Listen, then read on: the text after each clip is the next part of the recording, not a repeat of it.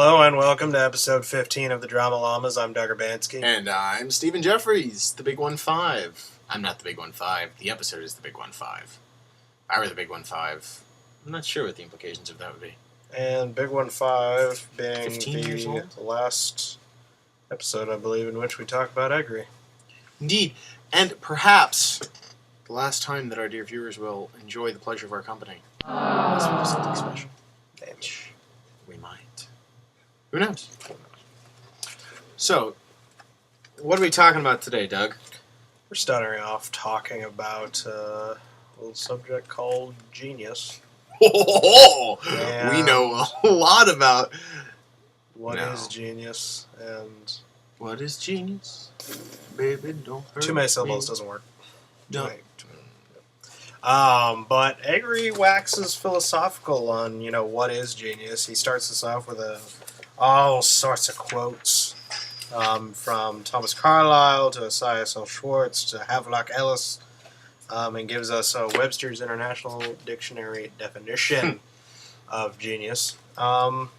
There's a couple bits out of here that I greatly appreciate, particularly actually the last line, where Egri tells us, "A fish out of water is a dead fish, and a genius kept from his art is often a simpleton," which, harsh words, but nothing we're not used to with Egri. Well, I mean, it just goes to show that you don't know if you're a genius. There's no way to tell true genius until it's been exposed to the proper medium. Yeah. I mean, either that or he's trying to say that taking a genius away from his art and frying him up with butter, canola oil is delicious, like with a dead fish. I don't even know if you'd use canola oil. It was the first oil that came to my mind, other than baby oil. I don't think you cook with that. Baby. But no, I also like the imagery that he gives us here. He also says, "A fish lays millions of eggs, of which only 1 in 1,000 live. Out of those hatched, only a few reach maturity. Yet every single egg was a bona fide fish egg, having all the attributes necessary for the development of a fish. They were eaten by other fishes, and those eggs which survived owe nothing to their clever insight." Ellis is right. Genius is the happy result of a combination of many circumstances. So it's really interesting how he's trying to define genius by admitting there is some chance to it, but also saying that, you have to try, I suppose, to develop. You have to try to develop within your particular art, so as not to become a simpleton. I mean, it's interesting because it kind of just shows the three-dimensional nature of the genius itself. The fact that there are just so many factors, and I mean, I don't think a person can call his or herself a genius and be taken seriously. Look at Kanye West. I'm going to let you finish, but although he is the genius voice of our generation, so. But and like just talking about the background. Why do these mental giants remain obscure? Why do so many of them die in misery? Look at their background, at their physiology. Kind of hearkening us back to our bone structures almost. Almost. Talking about many never have the chance to go to school, in parentheses, poverty. Others fall into bad company, and their extraordinary talent is wasted on useless or evil ventures, in parentheses, environment. So, it's, I think in a way, harkening back to those elements of the bone structure, I think it just kind of goes to show, how realistic the bone structure has to be. It's almost like a meta discourse. Yeah. It's like he's showing us this meta level of what he's trying to say, the development of a genius as character, almost. Yeah. But one knows you can't have good character without other good character to speak with, like dialogue. Yes. Or what is art? Section 10. A dialogue. What is art? Baby, don't dialogue. hurt me. Yeah. Hey, yeah. It's the right number of syllables.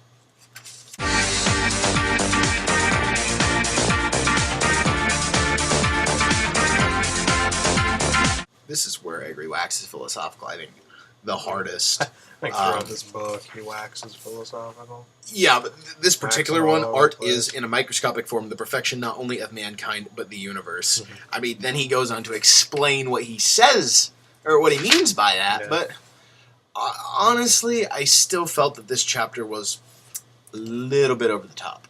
Yeah. Less helpful than the others, more kind of idealism. It's almost like he's just trying to sort of justify the job he's in. Or, I don't know. What does that say about us, since our major kind of falls under that umbrella? I have no illusions. I That's think all we're I'm going to say. I think we're fine. Yeah. We're geniuses. No illusions. So, when you write a play, this section 11... It's recap. Yeah, It's it really is. just It is. recap. I went through it, and it's pretty much Yeah. like Egri saying, all right. Be sure to formulate a premise. Speaking of dropping illusions, this section is pretty much Egri dropping all illusions of his repetition and just going out of his way to make an entire chapter that essentially says everything that he has said before up until this point. Which, again, isn't necessarily a bad thing, but these last few chapters are all very much all over the place. There is some stuff I like in the section after this. How to get ideas. Oh, this is, yes, that's a good one. But it does seem more scattered. Well, I say let's go on to this next section. Absolutely. Let's keep this train a-rolling. Just on the page 285, where he's talking about, if you write about love, you should write about great love. If you write about ambition, it should be ruthless ambition. If you choose affection, it should be possessive affection. They generate conflict. Just these extremes. And just... Without going into melodrama. Right. That's the trick. And I think that's an interesting distinction. And just like it... And it makes a lot of sense, just considering, you look at most plays and it's never just like, Romeo and Juliet. It's not just Hey, like, I kind of like you. She's really cute. I could never talk to her. Oh yeah, me too. I get the cramps. No, in the play, he goes on. Romeo gets up there and says, "Hey, we should date." He Romeos it up a notch. Exactly. We should date, and by the way, I'm going to stab people and we can kill ourselves unintentionally at the end. Sounds like a good plan. But no, Egri on 289, all the way throughout 292, and even on the page before, provides a lot of really good ways to start thinking about these kinds of things. He gives antisocial, suggests cruel, rapacious, and inhibited, inhuman, ruthless. And he just gives you a lot of various adjectives with which you can springboard into a number of different ideas. So I thought that was really interesting. The following section after that, writing for television, it felt a bit dated, just because I think the writing for television format has changed so significantly. Yeah, I think it has. I mean, the concepts are a lot of the similar. terminology is still the same, like bridge, close-up, etc., etc., but I mean, he's talking about television script, runs for 40 to 50 pages, instructions are all typed in capital, like, just a lot of stuff. Like, he's talking about, like, plays that are actually made for television, just, that's not really done anymore. You might have made for TV movies from time to time, but... Yeah. I mean, basically everything that is in this book really still applies to screenwriting and like, television writing, but...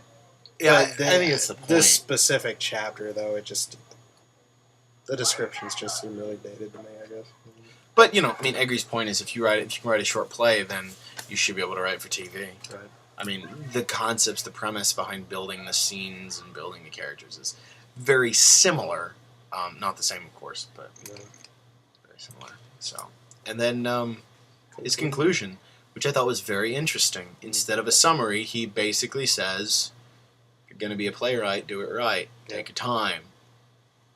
It's kind of something I use an analogy with my students.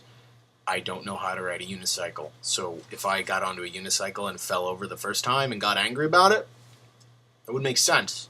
It's kind of the same thing with writing. Not just playwriting, but any writing. Yeah. As English majors, he's all about that. There you go. So I'm having to fight back some tears, Doug. It appears to be our last few moments with Agri. Bye-bye, I agree. Why don't you do that with your own What? Agri book? This is my Agri book. But I don't want to because this one's mine. I don't want to get this one all gross with, like, lippy slime. Well, so long.